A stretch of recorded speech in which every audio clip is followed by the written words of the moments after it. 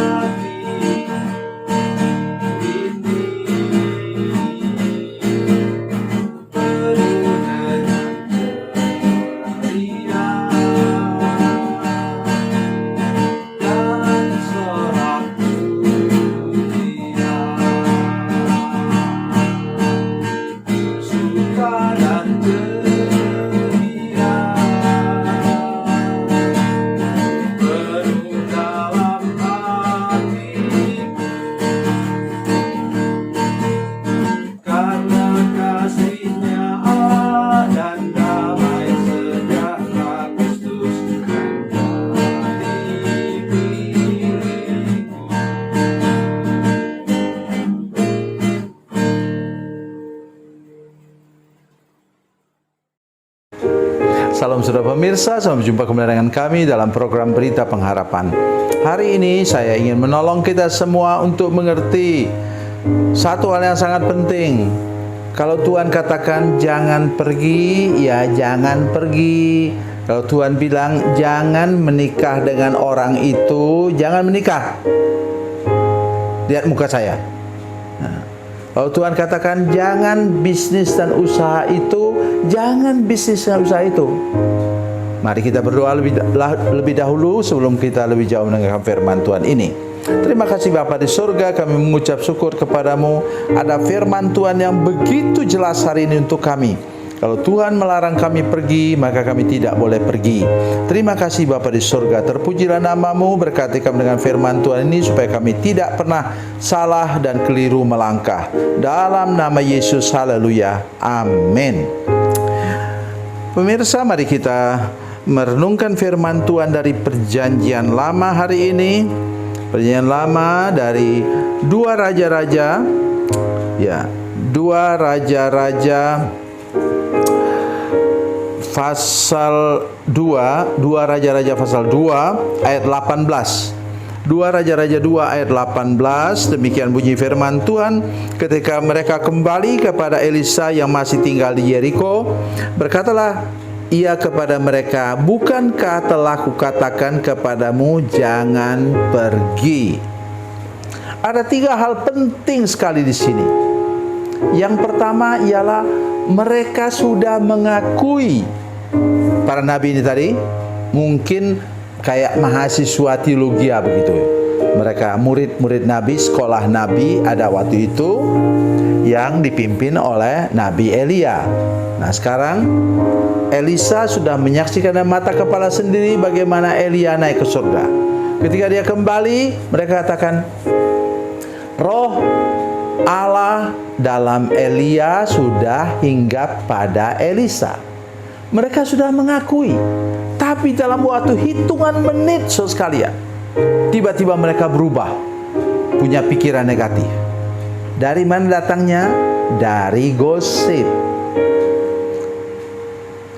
Jangan-jangan dia itu pura-pura itu. Dia bilang Nabi Elia itu naik ke surga. Kita kan tidak tahu. Jangan-jangan dia sudah dilemparkan malaikat ke sebuah tempat. Ini kata Alkitab katakan demikian. Yang pertama adalah jangan pernah berpikiran negatif tentang Tuhan.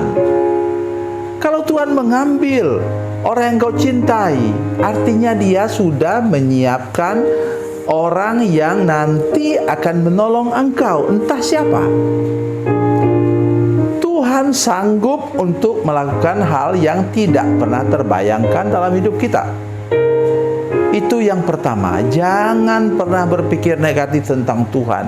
Jangan pernah bersungut mengeluh kepada Tuhan. Ingat umat Tuhan, habis mati semua umat Tuhan yang keluar dari Mesir ke tanah Kanaan yang berumur 12 tahun ke atas.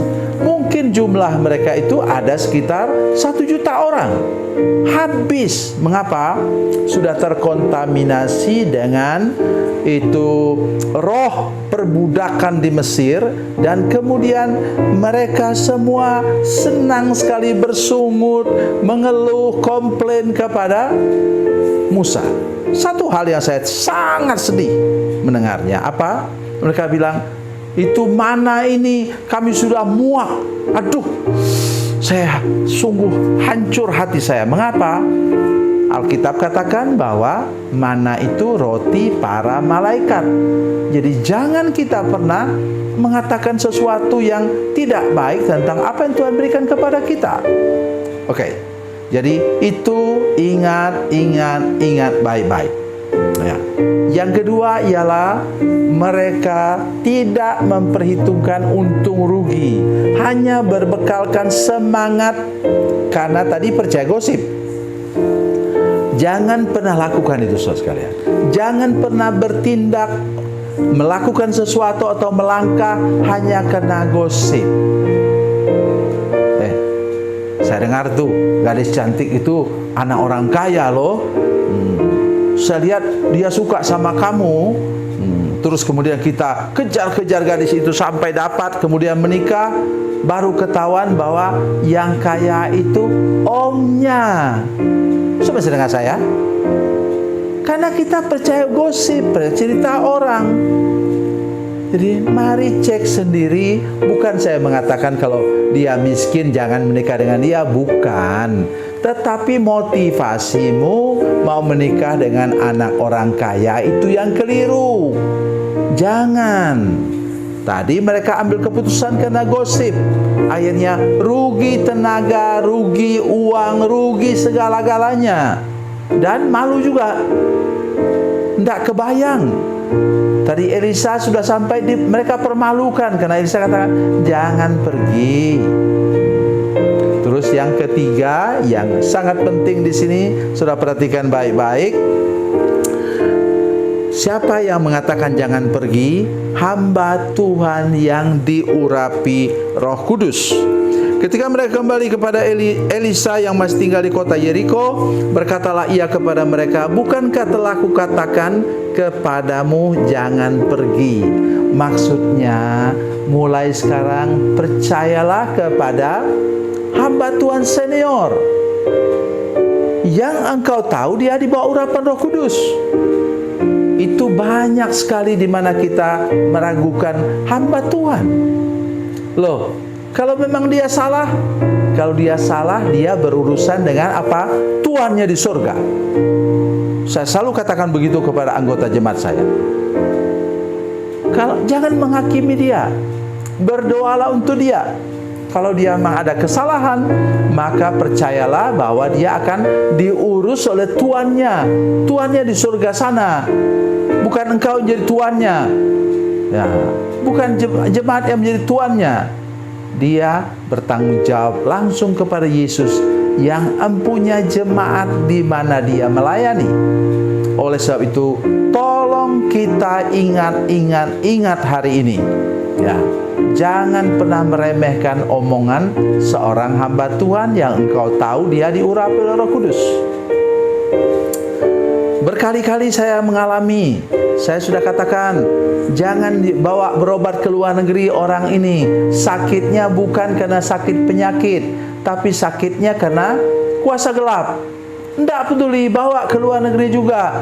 Berobat di sana, mati. Siapa yang dipersalahkan? Sudah rugi sendiri, rugi uang, rugi dana, rugi tenaga, rugi juga bermacam-macam. Oleh karena tidak mau dengar nasihat seorang hamba Tuhan. Kalau saya bilang itu kuasa gelap, tentu. Karena saya juga melayani orang yang sakitnya belum ada obatnya. Kalau sudah begitu, saya beritahukan, pergilah ke rumah sakit. Saya bukan hamba Tuhan yang ekstrim. Oleh sebab itu hari ini, mari dengar apa yang saya katakan. Kalau hamba Tuhan bilang jangan pergi, jangan pergi. Kalau hamba Tuhan bilang jangan lakukan ini, jangan lakukan itu. Supaya engkau jangan kena batunya. Tuhan Yesus memberkati, Tuhan Yesus baik. Mari kita berdoa. Bapa, dalam nama Yesus, terima kasih Tuhan. Buat kami semua tidak pernah meragukan hamba Tuhan. Buat kami mengingat benar bahwa Tuhan tidak pernah melakukan hal yang negatif kepada kami, apalagi kepada hamba Tuhan. Dan tolong kami untuk mengerti dan taat kepada apa yang dikatakan oleh hamba Tuhan yang kami yakini dia diurapi oleh Roh Kudus. Terima kasih Tuhan. Dalam nama Yesus, haleluya. Amin.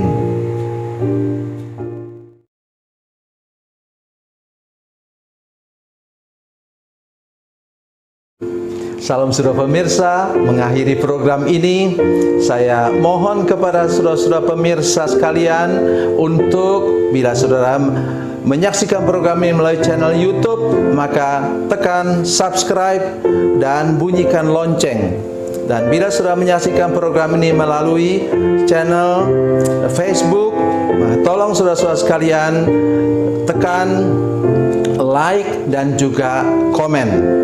Dan demikian pula bila sudah menyaksikan program Makan Bergizi hari ini yang tertulis, maka tekan yang sama juga, tekan like dan tekan komen.